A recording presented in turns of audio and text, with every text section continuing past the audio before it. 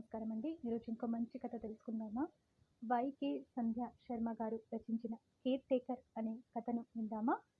ఉదయం కాఫీ తాగుతూ దినపత్రిక తిరిగేస్తుంటే అందులో నుంచి కింద పడిన కరపత్రాల్లోని ఒక దానిపై చూపు అలాగే నిలబడిపోయింది వంశీకి.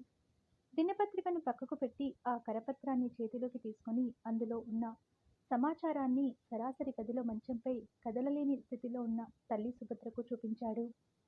తులసివనం అన్న పేరు పెద్దక్షరాలతో తెలుగులో ఉంది. క్రింద మంచానికి పరిమితమైన వృద్ధులకు మరియు ప్రమాదవశాత్తు నడవలేని పరిస్థితిలో ఉన్న వారికి మా సేవలను అందించగలము. కేర్ టేకర్కై వివరాలను సంప్రదించండి అని చివరిలో ఫోన్ నంబర్. సుభద్ర అది చదువుతుండగానే కళ్ళల్లో నీరు ధారాపాతంగా కారుతున్నాయి. చేయి ఎత్తి కనీసం తుడుచుకోలేదు. తన పరిస్థితి చూసి తనకే బాధ, కోపం కలుగుతుంది. నెల క్రితం జరిగిన రోడ్డు ప్రమాదంలో వెన్నెముక్క విరిగి కాళ్ళు చేతులు చచ్చుబడిపోయాయి సుభద్రకు. తల్లి కన్నీళ్లను చూసి వంశీ, అమ్మా, ఇప్పుడు ఏమైందని ఇలా ఏడుస్తున్నారు? ఒక నెలగా నాన్న, అక్క, నేను అందరం సెలవు పెట్టి నీ దగ్గరే ఉన్నాం. ఇంకా ఎక్కువ సెలవు రోజులు పొడిగించలేకపోతున్నాం. అక్కకు వర్క్ ఫ్రమ్ హోమ్ కంప్లీట్ అయి పిల్లలకు స్కూల్ మొదలవుతుంది. నాన్న పెట్టిన మెడికల్ లీవ్ కూడా పూర్తయిపోతుందంటున్నారు. నేను ఢిల్లీ వెళ్ళాలి. నా ప్రాజెక్ట్ థీమ్స్ సబ్మిట్ చేసి రావాలి. అంతవరకు మీకు ఒక కేర్ టేకర్ని చూడాలని మా ఫ్రెండ్కు పంపాను. నాన్న కూడా చాలామందిని అడిగారు. కానీ ఇంతవరకు ఎవరూ రాలేదు. ఇదిగో ఇంతలో ఈరోజు పత్రికలో ఈ పాంప్లెంట్ కనిపించింది. అందుకే ముందుగా మీకు చూపించాను అమ్మా అంటూ తల్లి పడుతున్న ఆందోళనను తగ్గించాలని పక్కకే కూర్చొని తన చేతిని గట్టిగా పట్టుకున్నాడు వంశీ. నీ ఇష్టం నాన్న అంటూ తల పక్కకు తిప్పుకుంది సుభద్ర. ఇప్పుడే ఫోన్ చేసి వివరాలు అడుగుతానమ్మా అంటూ అందులోని నెంబర్కు డయల్ చేశాడు. అవతలి వైపు నుండి హలో అనగానే, హలో హలో నమస్తే మేడం, ఈరోజు పేపర్లో మీ యాడ్ చూశాను. దాని గురించి మాట్లాడాలని కాల్ చేశాను మేడం అన్నాడు వంశీ. నమస్తే సార్, థ్యాంక్ యూ. మీ పేరు, డీటెయిల్స్ చెప్పండి. అలాగే పేషెంట్ ఆడా మగానా, వారి వయసు, మీకు ఎన్ని రోజులు కేర్ టేకర్ అవసరం ఉంటుంది, వాటి వివరాలన్నీ మా వాట్సాప్ నెంబర్కు మెసేజ్ చేయండి అంది అవతలి వైపు నుండి 25 వయసున్న ఓ అమ్మాయి. ఈరోజు పత్రికలో పెట్టి పంపిన పాంప్లెంట్స్కు రెస్పాన్స్ బాగా వస్తున్నందుకు గొంతులో కాస్త సంతోషం నిండి, సరే మేడం చేస్తాను. మీ పేరు అని అడిగాడు సందేహంగా. వంశీ తను ఫోన్లో వింటున్న గొంతు బాగా పరిచయమున్న వ్యక్తిలా ఉంది. తులసి అంది. ఆ పేరు వినగానే వంశీ ఒకంత ఆశ్చర్యంతో, మీ అడ్రస్ చెప్పండి మేడం, నేను డైరెక్ట్గా వచ్చి వివరాలు చెప్తాను అన్నాడు వంశీ. తను చెప్పగానే కాల్ కట్ చేసి, అమ్మా, ఈ తులసివనం కేర్ టేకర్ సెంటర్ ఎవరిదో కాదమ్మా, నీ తులసిదే అన్నాడు తల్లి కన్నుల్లో సంతోషాన్ని చూడాలని. అవునా, తులసినా మాట్లాడింది ఇప్పుడు? అయితే చెప్పావా నువ్వు వంశీవని అని ఆతృతగా అడిగింది సుభద్ర. లేదమ్మా, చెప్పలేదు. డైరెక్ట్గా వెళ్ళి కలుస్తాను. నీ తులసిని నీ దగ్గరకు తీసుకొస్తాను అంటూ 6 ఏళ్ల జ్ఞాపకాలను తడుముకుంటూ బయలుదేరాడు. వంశీ అలా వెళ్ళగానే సుభద్ర కళ్ళలో తను పుట్టి పెరిగిన ఊరు గోపాలపురం మెదిలింది. అమ్మా, నా వల్ల కాదమ్మా అత్తగారికి చాకరీ చేయడం. అన్ని మంచంపైనే. రోజంతా అయితే ఎలాగోలా పని వాళ్లతో చెప్పి చేసుకోపోతున్నా. రాత్రిపూట నిద్ర కూడా పోనివ్వడం లేదు అసలు అంటూ పెరాలసిస్తో కాళ్ళు చేయి పడిపోయి మంచానికి పరిమితమైన అత్తగారి వైపు ఉన్న కోపంతో తల్లి దగ్గర వాపోతుంది సుభద్ర. గట్లకంటే గిట్లగమ్మా, వయసైపోయిన తర్వాతే కదా చూడాల్సింది. అంటే ఇంకో ఏడాదో 2 ఏళ్ళు అంతే అంటూ నచ్చ చెప్ప చూసింది సుభద్ర తల్లి కామాక్షమ్మ. పోనీ ఎవరైనా ఆమె పనికి మనిషి దొరుకుతాదేమో చూసి పెట్టుకో అంది ఏదో బుర్రకు తోచింది చెప్తూ. పట్నంలో అట్ట ఎవరు రారమ్మా, పోనీ మన గౌరిని పంపించవే అంది అక్కడే పశువుకు మేత పెట్టి తమ దగ్గరికి వస్తున్న దాన్ని చూసి. దాన్ని పంపితే నన్నెవరు చూసుకుంటారే తల్లి అంది నిష్ఠురంగా కామాక్షమ్మ. సరే నువ్వుండు, నేను గౌరినే అడుగుతా అంది. సుభద్ర గౌరి వంక నవ్వుతూ, గౌరీ, రేపు నాతో ఊరికి వస్తావా అని అడిగింది. నేనెట్టా వచ్చేదమ్మా, అమ్మకు మోకాళ్ళ నొప్పితో ఏ పని చేసుకోలేదు. గొడ్లగోద, ఇల్లు వాకిలి అంతా నేనే శుభ్రం చేసి పెట్టాలా? నేనే అక్కడికొస్తే అమ్మకి కట్టమైపోతుంది అంది గౌరి. ఇంతకు ముందైతే సుభద్ర కాన్పులకు, వాళ్ళ మరిది ఆడపడుచు పెళ్లిలకు అన్నింటికి పోయి నెలల తరబడి ఉండి వచ్చేది. ఇప్పుడు ఇటు కామాక్షమ్మకు, అటు గౌరి మొగుడు కిట్టప్పకు, కొడుకు స్కూల్‌కి పోయే చిన్నోడికి చూసుకోవాలి. కూతురు కూడా కాలేజ్‌కెళ్ళిపోతుందని, ఊర్లో ఎవరు పిలిచినా ఎక్కడికి పోదు. అదే చెప్పింది సుభద్రకు. అప్పుడే చెక్క గేటు తోసుకుంటూ లోపలికి వచ్చింది తులసి. వస్తేనే గౌరిని చూసి, అమ్మా ఇదిగోనే మన దొడ్లో కాసిన కనకంబరాలు సుభద్రక్క కోసం మాల కట్టి తెచ్చిన అంది కళ్ళతోనే నవ్వుతూ అక్కడే ఉన్న సుభద్ర చేతిలో పెట్టి. బాగున్నావా తులసి? అంది సుభద్ర తులసిని తదేకంగా చూస్తూ. ఆ బాగున్నక్క అంటూ సిగ్గుపడుతూ తలొంచుకుంది. ఇంటర్ మంచి మార్కులతో పాస్ అయ్యావట కదా, కంగ్రాట్స్. ఇంకా బాగా చదువుకో అంది సుభద్ర. లేదక్కా, ఇంకా చదవలేను. ఇంటర్ వరకు ఈడే ఉండేది కాబట్టి మా నాన్నని ఒప్పించి కాలేజ్‌కి పోయినా. డిగ్రీ చేయాలంటే టౌన్‌కి పోవాలి. మా యమ్మ, నాయనమ్మ ఒప్పుకోలేదు అంటూ గౌరినే చూస్తుంది తులసి. గౌరి వెంటనే, టౌన్‌లో చదువులంటే ఊరికే అయిపోతుందా సుభద్రమ్మ? కూలీ చేసుకునేటోళ్ళం. అంత డబ్బులు ఏడ నుండి తెత్తాం? అంది గౌరి బాధగా. తులసి ముఖం కూడా మారిపోయింది. చిన్నప్పటి నుండి చూస్తున్న తులసి చాలా చురుకైన పిల్ల, తెలివిగలది. చదువుకుంటే తనకు మంచి భవిష్యత్తు కూడా ఉంటుందని ఆలోచించి, తులసిని నాతో పంపించు, నేను చదివిస్తా అంది వెంటనే సుభద్ర. సుభద్రమ్మ వద్దమ్మా, అదేదో ఆశపడతాంది గాని వాళ్ళ నాయన ఈ ఏడాది పెళ్లి చేసేయాలని చూస్తుండు మా ఇండ్లలో అంది గాబరగా. ఆ మాటలకు తులసి కళ్ళలో నీళ్లు ఉబుకి వచ్చి బుగ్గలపై పడతాంటే చేతులు అడ్డం పెట్టుకొని ముఖం అటు పక్కకు తిప్పుకుంది. సుభద్ర తులసిని చూసి, గౌరీ కిట్టప్పతో నేను మాట్లాడతా. రేపే తులసిని నాతో తీసుకుపోతా. అంతే అంది తన మాట నిలబట్టాలన్నట్లు. సుభద్ర తండ్రికి చెప్పి కిట్టప్పని ఒప్పించి తులసిని తనతో తిరుపతికి తీసుకుపోయి తనకు ఇష్టమైన బీఎస్సీ నర్సింగ్ కాలేజ్లో చేర్పించింది. తన ఇంట్లోనే ఉండి చదువుతుని చేదోడు వాదోడుగా ఉండటంతో పాటు మంచం పట్టిన సుభద్ర అత్తగారి పనులు తినిపించడం, మందులు వేయడం, స్నానం చేయించి బట్టలు మార్చడం వంటివన్నీ కూడా తులసిని చూసుకునేది. తనని వద్దని వారించినా, మా అవ్వ కూడా పడకలో ఉన్నప్పుడు అన్ని పనులు నేనే చేసేదాన్ని అక్క. నేను చదివి చదువు కూడా అదే కదక్కా అంటూ తనకు తలలో నాలుకైపోయింది. ఒకరోజు తులసి లేకపోతే సుభద్రకు ఊపిరి సలిపేది కాదు. అంతా బానే జరుగుతున్న సమయంలోనే సుభద్ర మరిదికి ఉద్యోగరీత్యా తిరుపతికి ట్రాన్స్ఫర్ అవడంతో ఇక్కడికే మకం మార్చాడు. తన అన్న కూతురు వయసున్న చూడచక్కని రూపంతో ఇంట్లో అటూ ఇటూ తిరుగుతున్న తులసిపై కన్నుపడి వీలు దొరికినప్పుడల్లా తులసితో మాటామంతి కలుపుతూ తనకు దగ్గరవ్వాలని చూసేవాడు.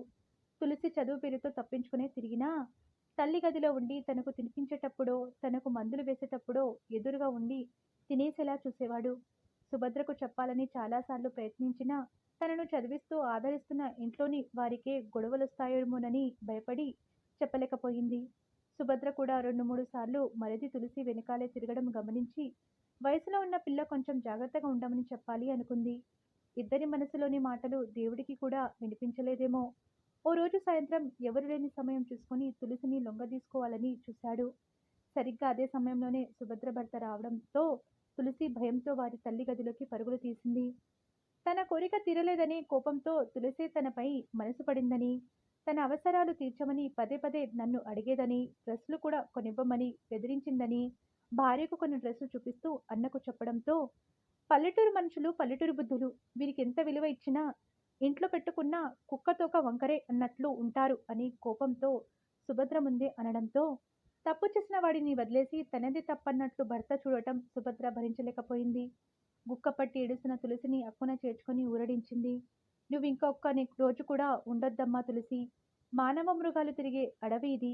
గంజాయి వనంలో నిష్కలమైన మనసున్న తులసివనాన్ని పెంచలేను. వెంటనే ఊరికెళ్ళిపో తులసి అంటూ తనను గుండెలకు హత్తుకుంది.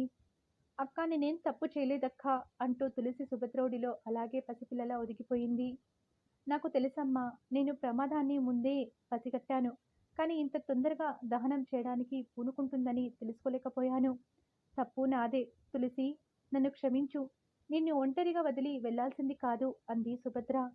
కన్నతల్లి కన్నా ఎక్కువ ప్రేమతో చూసుకుంటున్న కుటుంబంలో తన వలన మనస్పర్ధాలు, కలతలు రావడం మంచిది కాదనే తనను వెంటాడుతున్న సమస్యను చెప్పలేకపోయానని తులసి సుభద్రను అల్లుకుపోయింది. తర్వాత రోజే తులసిని పరీక్షలు పూర్తయ్యే వరకు ఉండటానికి హాస్టల్లో మాట్లాడి చేర్పించి వచ్చింది. ఇంకెప్పుడు ఇంటికి రాకని తనను నచ్చచెప్పి, తనకు చూడాలనిపించినా నేనే వస్తానని, అంతేకాదు ఇంట్లో జరిగిన విషయాలేవి ఊళ్ళో ఉన్న మా అమ్మానాన్నలకు గానీ, మీ అమ్మానాన్నలకు గానీ ఎట్టి పరిస్థితుల్లోనూ చెప్పవద్దని మాట తీసుకుంది. ఫైనల్ ఇయర్ పరీక్షలు పూర్తి చేసి ఊరికి వెళ్ళిపోయిన తులసి ఆ తర్వాత ఎప్పుడు తన ఇంటికి రాలేదు. పుట్టిన ఊరైన గోపాలపురానికి ఎప్పుడైనా వెళితే తన చుట్టూ తిరుగుతూ ఆప్యాయంగా ప్రేమతో పలకరించేది. కాలం కన్నిటిని మరిపిస్తుంది. కన్నీరును కురిపిస్తుంది. కాలం నది ఒడ్డుపై అందరూ సమానమై మునిగి తేలుతూనే ఉంటారు. అలాంటి సందర్భమే ఎదురైంది సుభద్రకు. అనుకోకుండా సుభద్ర తల్లిదండ్రుల్లో ఇద్దరు ఒకరి తర్వాత ఒకరు గుండెపోటుతో మరణించడంతో తర్వాత పూర్తిగా అటువైపు వెళ్ళడమే మానుకుంది సుభద్ర. ఇప్పుడు మళ్ళీ తులసి పేరు వినేసరికి మనసంతా ఆనందంగా ఉంది.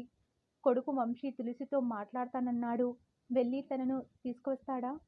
తనకు సేవ చేయడానికి కాదు, తను పోయేలోపు ఒకసారి తులసిని చూడాలని. అదే ఆలోచనతోనే నిద్రలోకి జారుకుంది. బండి సైడ్కు పార్క్ చేసి ఫోన్లో చెప్పిన అడ్రస్ చూసి ఇదేనని కన్ఫర్మ్ చేసుకొని లోపలికి వెళ్లే ముందు తన ముఖాన్ని ఒకసారి అద్దంలో చూసుకున్నాడు. తులసి తనను గుర్తుపడుతుందా? తనేమో గుబురు మీసాలతో ఆజానుబాహుడిలా ఉన్నాడు. మరి తులసి అలాగే ఉంటుందా? తనకు పెళ్ళైపోయిందా అనే ఆలోచనతోనే గేటు తీసుకొని లోపలికి వెళ్ళాడు. అందమైన బృందావనంలా ఉంది ఆ ప్రాంగణం. కాంపౌండ్ చుట్టూ రకరకాల పూల చెట్లతో పాటు తులసి చెట్లు కూడా అక్కడక్కడ గుబురుగా ఉన్నాయి. లోపలి నుండి 25 వయసున్న అమ్మాయి ఫోన్లో ఎవరితోనో మాట్లాడుతూ, "ఈ రోజు పంపిస్తామండి. పర్వాలేదు, డబ్బు తర్వాత ఇద్దరు కానిలేండి. అమ్మ ఆరోగ్యం కుదుట పడనివ్వండి ముందు" అంటూ కాల్ కట్ చేసి నన్ను చూసింది. "మీరు" అంటూ ఆగి, "ఉదయం ఫోన్ చేసింది మీరేనా? రండి లోపలికి" అంటూ ముందున్న చిన్న గదిలోకి వెళ్ళింది. తన వెనకే వెళ్ళిన నాకు "కూర్చోండి" అంటూ కుర్చీ చూపించి నేను కూర్చున్న తర్వాత తను ఓ పక్కగా కూర్చుంది. "చెప్పండి, ఎవరికి కేర్ టేకర్ కావాలని అడిగింది." తనను గుర్తుపట్టలేదని గ్రహించి, "మా అమ్మకు ఈ మధ్య ఒక యాక్సిడెంట్లో వెన్నెముక్క దెబ్బతిని కాళ్ళు చేతులు పనిచేయడం లేదు. తను పూర్తిగా ఇప్పుడు మంచానికి పరిమితమయ్యారు. ఆమె కోసం మీరు ఒక కేర్ టేకర్‌ను పంపగలరా?" అన్నాడు వంశీ. "ఓకేనండి, తప్పకుండా. మీ అడ్రస్ చెప్పండి" అంటూ ఓ పుస్తకం, పెన్ను తీసుకుంది అడ్రస్ నోట్స్ చేసుకోడానికి. "K. Subhadra, wife of Suresh, Bhavaninagar 2-12/1 Tirupati" అన్నాడు. అడ్రస్ వినగానే "సుభద్ర, సుభద్రక్క కొడుకువా నువ్వు? వంశీనా? వంశీ?" అంటూ ఆశ్చర్యంగా కళ్ళు పెద్దవి చేసి చూసింది వంశీని తన చేతులు పట్టుకొని ఊపుతూ సంతోషంతో. "అవును మేడం తులసిగారు" అంటూ తల వంచాడు. తులసి కళ్ళల్లో నీళ్లు తిరుగుతుంటే, "అమ్మకు యాక్సిడెంట్ అయిందా? ఇప్పుడు ఎలా ఉంది?" అని అడిగింది. "బానే ఉన్నారు, కానీ మంచానికే" అంటూ వంశీ కళ్ళు తడి అవడంతో తులసి కుర్చీలో నుంచి లేచి వంశీ దగ్గరగా వచ్చి, "వంశీ, నేను చూసుకుంటాను. అమ్మకు ఏం కాదు. ఇప్పుడే వెళ్దాం పదా" అంది. "అమ్మకు నీ తులసిని తీసుకొస్తానని మాట ఇచ్చి వచ్చాను తులసి" అన్నాడు వంశీ. "సుభద్రక్క రుణం తీర్చుకునే అవకాశం రాలేదని ఎప్పుడూ అనుకునేదాన్ని. దేవుడు ఇలా ఇస్తాడని అనుకోలేదు నాకు" అన్నది తులసి బాధగా. తులసి కంటే ఏడాది చిన్నైన వంశీకి తులసిని సొంత అక్క కంటే ఎక్కువే అనేవాడు ఎప్పుడూ. తులసిలో కనిపించే పల్లెటూరి అమాయకత్వం ఇప్పటికీ అలాగే ఉండటం గమనించి, "అవును తులసి, నువ్వు బీఎస్సీ నర్సింగ్ పూర్తి చేసావు కదా! ఎక్కడైనా నర్సింగ్ హోమ్‌లో జాయిన్ అవ్వకుండా ఇలా ఇదేంటి?" అంటూ ప్రశ్నించాడు అక్కడే టేబుల్‌పై ఉన్న పాంప్లెట్ చూపిస్తూ. "దీనికి కారణం కూడా ఓ రకంగా సుభద్రక్కనే వంశీ" అంది. "అంటే?" అన్నాడు సందేహంగా. "అమ్మ నన్ను చదివించడానికి ఇక్కడికి తీసుకొచ్చినా, నేను ఎక్కువగా మీ నానమ్మకు సహాయకురాలుగానే ఉన్నాను. అప్పట్లో మీ ఇంటికి ఎవరైనా వచ్చినప్పుడు నా గురించి అడిగితే మీ వాళ్ళందరూ కూడా నన్ను కేర్ టేకర్‌గా పరిచయం చేసేవారు. అలా నాకు ఆ పేరుతో ఏదో కనెక్టివిటీ ఉందనుకునే దాన్ని. అంతేకాదు వంశీ, మా ఊరు, మా చుట్టుపక్కల గ్రామాల్లోని వారంతా ఊళ్ళో పనిచేయడానికి పనులు లేక, వ్యవసాయం చేయడానికి సరైన వసతులు లేక అప్పుల పాలవుతుంటే, మధ్యవర్తుల సలహాలతో డబ్బుల కోసం దుబాయ్ వంటి దేశాలకు వెళ్ళేవారు. అలా వెళ్ళి ఓ 2, 3 నెలలు కొంచెం డబ్బు పంపితే, ఆ తర్వాత వారు ఎక్కడ ఉంటారో కూడా తెలిసేది కాదు. ఏదైనా అనారోగ్యంతో మరణిస్తే శవం ఆచూకీ గురించి పంపేవారు కాదు.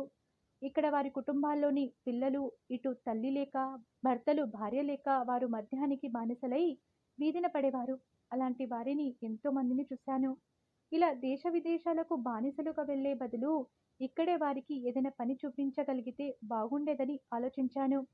అప్పుడే నేను ఒక పెద్ద హాస్పిటల్‌లో పనిచేస్తున్నప్పుడు చాలామంది వయసైన వారు ఏదో ఒక అనారోగ్య సమస్యతో వచ్చేవారికి అసిస్టెంట్‌గా వారి పనివారో మరెవరో వచ్చి చూసుకొని వెళ్ళేవారు. అప్పుడు తెలిసింది నాకు, పెద్ద పెద్ద నగరాల్లో అలా కేర్ టేకర్‌ని పంపే ప్రైవేట్ సంస్థలు చాలా ఉన్నాయని. అదే నేను మా చుట్టుపక్కల గ్రామాల్లోని వారికి నచ్చచెప్పి ఓ ఉపాధి కల్పిద్దామన్న సంకల్పంతో ముందుగా అందరికీ నెల రోజుల పాటు ట్రైనింగ్ ఇచ్చి వారి కుటుంబం అనుమతితో కేర్ టేకర్గా పంపుతున్నాను. బాగా ఉన్నవాళ్ళైతే వారి తల్లిదండ్రులకు ఏ లోటు లేకుండా చూసుకుంటే చాలని పెద్ద మొత్తంలోనే ఇచ్చేవారు.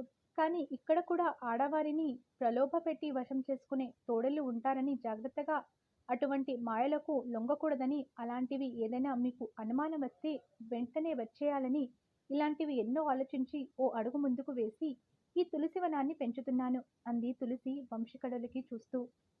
ఇంట్లో కన్నతల్లి ఒక్కరోజు పడుకుంటే ఇంటి పని చేయడానికి ఎంతో ఆలోచించే మా లాంటి వారు ఎంతోమంది ఉన్న ఈ రోజుల్లో ఇలాంటి సేవాభావంతో సొంత మనుషులా చూసుకునే నీలాంటి వారు ఉండటం చాలా గ్రేట్ తులసి.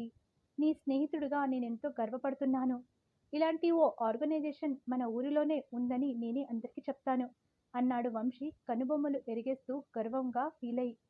ఈ క్రెడిట్‌లో నువ్వు కూడా ఓ భాగమే వంశీ. కొత్తగా కాలేజ్‌కి వెళ్ళడానికి నేను చాలా భయపడేదాన్ని. ఏది సొంతంగా నిర్ణయం తీసుకునేదాన్ని కాదు. కానీ అప్పుడు నువ్విచ్చిన ధైర్యం కూడా ఓ పావువంతు కలుపుకున్నాలే అంది నవ్వుతూ తులసి. నువ్వు నవ్వితే చాలా అందంగా ఉంటుంది. చక్కని పలువరసతో మెరుస్తున్న కళ్ళతో ఇలాగే ఎప్పుడూ నవ్వుతూనే ఉండాలి తులసి అని మనసులో అనుకుంటూ వంశీ బండి స్టార్ట్ చేశాడు. బాబాయ్ చేసిన పనికి తులసిని ఇంట్లో నుండి పంపించేశాక తన తల్లి ఎంత మథనపడిందో కళ్ళారా చూసిన తను ఇన్నాళ్లకు మళ్ళీ తులసిని చూసి అమ్మ మామూలు మనిషి అవుతుందనే ఆశతో తండ్రిని ఒప్పించి ఓ మంచి స్నేహితుడిగా తనకు అండగా తోడుగా నిలవాలనే ఆశయంతో తులసిని అమ్మ దగ్గరికి తీసుకెళ్తున్నాడు. మీకు ఈ కథ నచ్చితే లైక్ చేయండి, షేర్ చేయండి. మరిన్ని మంచి కథల కోసం మన ఛానల్ని సబ్స్క్రైబ్ చేసుకోండి. ధన్యవాదములు.